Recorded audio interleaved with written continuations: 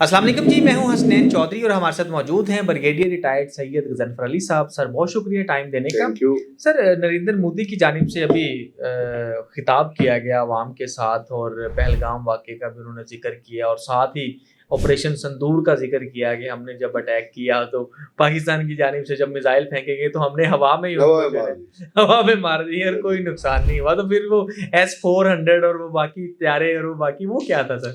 असल में बिस्मिल्लाहिर्रहमानिर्रहीम हसनैन, नरेंद्र मोदी के बारे में क्या कहा जाए। मैंने आपसे बारहा कहा है और ये अब प्रूफ वो खुद करता जा रहा है कि वो दुनिया का एक तो जलील तरीन दहशतगर्द है जी।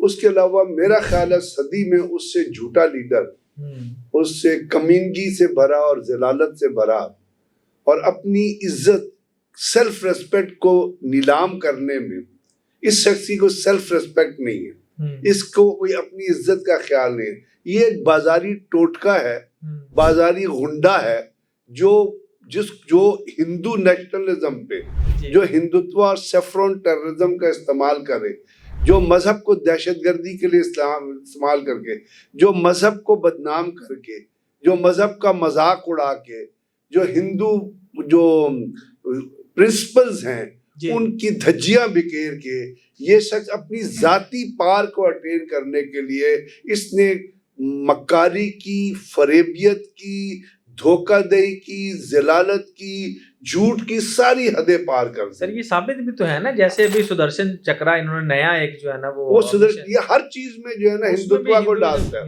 हर चीज में हिंदुइज्म को डालता है क्योंकि दुनिया का जलील तरीन हिंदू दहशतगर्द है ये। अब ये मैं नहीं कह रहा, मैं आपको एक केस स्टडी की तरफ लेके जाता हूँ। जिस वक्त ये बाबरी मस्जिद को शहीद किया गया था जी, और उसके ऊपर ये कहा गया था कि जी इसको हम इसलिए शहीद कर रहे हैं कि इसके नीचे एक टेम्पल की बुनियाद है, उस टेम्पल को हम बनाना चाहते हैं। उस जमाने में एक इंडिया के बहुत बड़े साइकोलॉजिस्ट हैं, आप जाके दुनिया जिसको जो भी सुन रहा है शख्स वो पढ़ सकता है, देख सकता है, रिसर्च कर सकता है। एक बहुत बड़े साइकोलॉजिस्ट है आशीष नंदी उनका नाम है। वो बहुत मशहूर साइकोलॉजिस्ट है और अपने काम के बहुत माहिर हैं। उन्होंने जैसे बीजेपी ने और आरएसएस ने खास तौर पे ये कहा कि हम यहाँ बाबरी मस्जिद बनाएंगे, तो उन्होंने आरएसएस की जितने दहशतगर्द इस तरह जो हिंदुत्व के परिचय थे, जो सेफ्रॉन टेररिज्म के और जो वीएचपी के लोग थे, जो बजरंग दल, उन आरएसएस के लोगों को उन्होंने खास तौर पे इंटरव्यू किया कि इनकी साइकी क्या है। उस वक्त नरेंद्र मोदी प्राइम मिनिस्टर नहीं था, एक आम सा बीजेपी का और आरएसएस का एक फंक्शनरी था। उसने नरेंद्र मोदी को भी इंटरव्यू किया, वो 3 घंटे का इंटरव्यू था। उसके बाद उसने उस इंटरव्यू को छापा और उसमें उसके ये लफ्ज है, ये मैं कह रहा हूँ, आई एम नॉट सेइंग, ये आशीष नंदी ने कहा था कि ये शख्स जो है ये फैशिस्ट है। ये फैशिज्म पे बिलीव करता है, ये जेनोसाइड पे बिलीव करता है, ये जो अकलियतों से हेट करता है और उस हेट में सबसे ज्यादा नफरत इसको मुसलमानों से है। ये इंडिया को एक हिंदू रियासत के तौर पे, एक हिंदुत्व के तौर पे देखता है। अंदर से ये बहुत डरपोक इंसान है, लेकिन ये मजहब की शील्ड को इस्तेमाल करता है, लोगों को अपने गिर्द करेगा, लोगों को अपने गिर्द रैली करने के लिए, और उसके साथ हर किस्म का जेनोसाइड, हर किस्म की किलिंग, हर किस्म का झूठ, हर किस्म का धोखा, हर किस्म का फरेब इस्तेमाल करेगा। कहता है इस शख्स को अगर ये किसी पावर पे आ गया तो ये अपने मुल्क की तबाही और बर्बादी करके रख देगा हिंदुत्व के ऊपर। वो साबित भी हो गया। तो जो भी दुनिया में जिसने भी मजहब को दहशतगर्दी के लिए और सियासत के लिए इस्तेमाल किया है, यूरोप ने मजहब को और अपने स्टेटिज्म को क्यों सेपरेट किया? उन्होंने कहा जी स्टेट गवर्नेंस अलग है, मजहब अलग है। इस तरह जब आपने देखा कि रेस को हिटलर ने इस्तेमाल किया, हिटलर ने जब इस्तेमाल किया और पूरी दुनिया पे हमला किया, वर्ल्ड वॉर 2 शुरू हो गई। उसका एंड क्या हुआ? जर्मनी 2 हिस्सों में तकसीम हो गया, 3 हिस्सों में तकसीम हो गया, जर्मनी तबाह बर्बाद हो गया, हिटलर ने खुदकशी कर ली, हिटलर के तमाम प्लान नाकाम हो गए। इस तरह नरेंद्र मोदी जो हिटलर और मैसोलिनी प्लस उनसे ज्यादा जलील तरीन और कमीना तरीन आदमी है, जिसके मुंह पे कालक से भी बदतर कालक है, जिसके अंदर मुसलमानों का और ककरियतों का खून रचा हुआ है, वो भी अपने आप को एक दिन गोली मारेगा। अलैदगी पसंद तहरीकें कितनी हो रही हैं अभी, अलैदगी पसंद तहरीक के अलावा आप देखिए जो माइनॉरिटीज की तहरीकें हो रही है कितनी उठ रही, ये भी एक दिन अपने आप को गोली मारेगा। अपने मुंह पे जूता तो ऑलरेडी मार चुका है, इसलिए कि जब इलेक्शन हो रहा था कि मुसलमानों के घरों में जाके उनके पाँव धो रहा था कि मुझे वोट दे दो। अब हम इस जो आपने फरमाया, आपने कहा कि उसने तकरीर करते होगा और तकरीर आप चला भी सकते हैं, बिल्कुल ऐसे ही। तो आप मुझे ये बताइए, मैं अपनी तरफ से कुछ नहीं कहना चाहता, मैं ये आपको कहना चाहता हूँ कि दुनिया के जो सोच रखने वाले लोग हैं, उनमें एक बहुत बड़ी प्रोफेसर है क्रिस्टियाना फेयर, उनका इंटरव्यू छपा था, उन्होंने बाकायदा करण थापर को इंटरव्यू दिया था। करण थापर के इंटरव्यू में उन्होंने कहा था कि इंडिया पाकिस्तान के बारे में जो कर रहा है बकवास है और इंडिया के इतने सारे तैयार है तबाह हुए। फिर इंडिया के बहुत बड़े इंटेलेक्चुअलिस्ट है कर्नल परवीन सुहानी, उनका एक पूरा एक्सक्लूसिव इंटरव्यू है जिसमें उन्होंने इंडिया के अंदर जितना भी नुकसान पाकिस्तान ने किया, जो उनके एयरबेसेस तबाह हुए, सिरसा एयरबेस से लेके नीचे तक पठानकोट, उसकी तमाम की उन्होंने तफसीलात वहां पे बयान की। उन्होंने कहा मैंने ये तमाम शवाहिद जमा करके मैं कह रहा हूँ कि इंडिया के जहाज तबाह हुए। परवीन सहानी को रवीश कुमार की तरफ चले जाइए, वो भी इंडिया के एक वीलॉगिस्ट है, उनका आप उठा के चलिए। आप इंडिया के जो CDS है अनिल चौहान, उनका इंटरव्यू जो उन्होंने सिंगापुर में रीटर को दिया था वो उठा के पढ़ लिए। उसमें उन्होंने क्या कहा था, उन्होंने कहा था हाँ हमारे लॉसेस हुए हैं, तो लॉसेस किसने, आसमान से आके किसी ने करवाए थे? वो अमेरिका से आके किसी ने F-35 ने आके कोई मारा था? उन्होंने कहा हमारे लॉसेस हुए, हम उनको ठीक करने। फिर आप Indian joint chief of staff जो उनका इंटरव्यू उठा के पढ़िए, आप एक भारती का इंटरव्यू उठा के पढ़ लीजिए, आप हिंदू अखबार में जो तस्वीरें लगी थी बठिंडा के नजदीक अपना राफेल के गिरने की, उसको उठा के पढ़ लीजिए। इसके साथ साथ इंडिया की एक पोस्ट है federal, the voice of state, उसने उन तमाम चीजों की तस्वीरें छापी थी जो पाकिस्तान के अंदर नुकसान इंडिया ने किया था, मस्जिदों की, हमने माना वो किया था, हमने नूर खान एयरबेस का भी माना, लेकिन उन्होंने साथ ये भी कहा था कि इंडिया के अंदर पाकिस्तान ने, उनकी भी उन्होंने हाई रेजोल्यूशन 23 पिक्चर्स थी जो उन्होंने छापी कि कहाँ कहाँ पाकिस्तान ने नुकसान किया।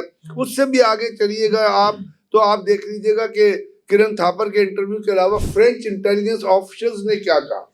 अब फ्रेंच इंटेलिजेंस ऑफिशियल ने कहा था कि जी हमें ये पता चला है कि कम, उन्होंने उस वक्त एक जहाज की बात की थी, उसके बाद मार्टिन और बेकर जो सीटें बनाती है राफेल की, उसकी आप स्टेटमेंट उठा के पढ़ ले। फिर चीफ ऑफ स्टाफ है फ्रेंच एयरफोर्स के, उनको कहा था chief of staff French air force and space force, उनका नाम है, वो उसको प्रोनाउंस ऐसे किया जाता है कि फ्रेंच में लिखा हुआ तो लोग जाके वो है, वो क्यों कहते हैं COS French air force and space force general officer army honorary, ये फ्रेंच के अंदर वो कहते हैं। उसके बाद उनका नाम जो उन्होंने किया है वो जेरेनो बेलिंगर, तो जेरेनो बेलिंगर ने ये कहा कि हम उनकी स्टेटमेंट या कोट हिम, वो ये कहते हैं जो जेरेनो बेलिंगम है, जो अब मैं फ्रेंच ऑफिसर से आपको रिलेट कर रहा हूँ, उन्होंने कहा कि मैंने ये एविडेंस देखा है कि कम से कम हमारे 3 राफेल फ्रेंच 3 राफेल जो है वो एयरक्राफ्ट जो है वो नीचे गिरे हैं, लेकिन मैं 3 एयरक्राफ्ट नीचे गिरे हैं जिसमें मैं ये कहता हूँ कि 2 एक राफेल है, एक मिराज 2000 है और एक रशियन सुखोई है। चलो उन्होंने फ्रेंच ऑफिसर ने एक कहा, इससे पहले एक फ्रेंच इंटेलिजेंस ऑफिसर ने एक कहा था।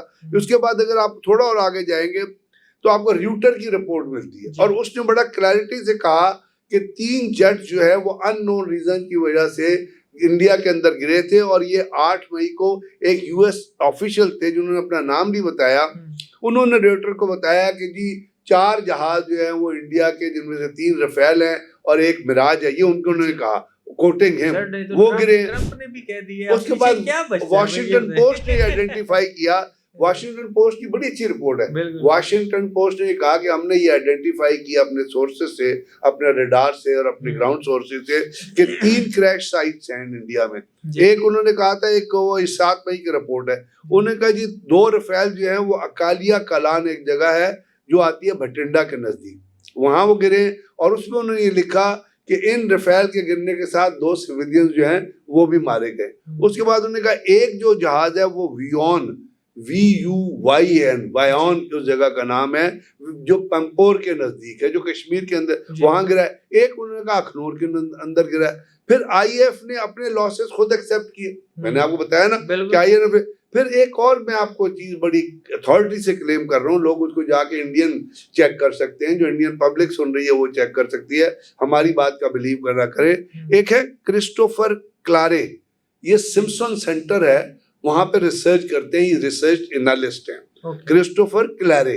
उन्होंने कोट ये किया कि जी मैं क्रेडिबल एविडेंस से कह सकता हूं, जो मैंने जमा किया है थ्रू माय डिफरेंट। उन्होंने एक वर्किंग पेपर लिखा था, उस वर्किंग पेपर के अंदर उन्होंने ये चीज लिखी है कि 4 इंडियन एयरक्राफ्ट जो है वो पाकिस्तान ने शूट डाउन किए हैं इन ड्यूरिंग दिस ऑपरेशन बुनियाद मरसूद एंड ऑपरेशन सिंदूर। उसके बाद आप थोड़ा अगर और आगे चलेंगे तो दुनिया ने इस बात की खबर छापी कि जो अपना वेबसाइट, जो उसकी ब्रह्मोस की साइट थी अपना ब्यास में, उसको पाकिस्तान ने टारगेट किया, ब्रह्मोस को तबाह। उसके बाद S-400 की साइट को पाकिस्तान ने। अब अगर यहाँ पे एक सवाल पैदा होता है कि अगर S-400 तबाह नहीं हुए थे तो नरेंद्र मोदी ने अगले दिन जाके एक लॉन्चर के सामने खड़े होकर तस्वीर क्यों खिंचाई? बिल्कुल क्यों खिंचाई तस्वीर? तो इंडिया के पब्लिक को और लोगों ने ये गैदर कर लिया था कि ये शख्स झूठों का सरदार है। इसलिए आपने देखा, आप इंडियन कांग्रेस के अंदर, इंडिया लोकसभा के अंदर किस किस के सवाल उठे। एक MP थे, उन्होंने कहा आजकल नरेंद्र मोदी की सियासत क्या है, यानी रफेल नीचे गिरे।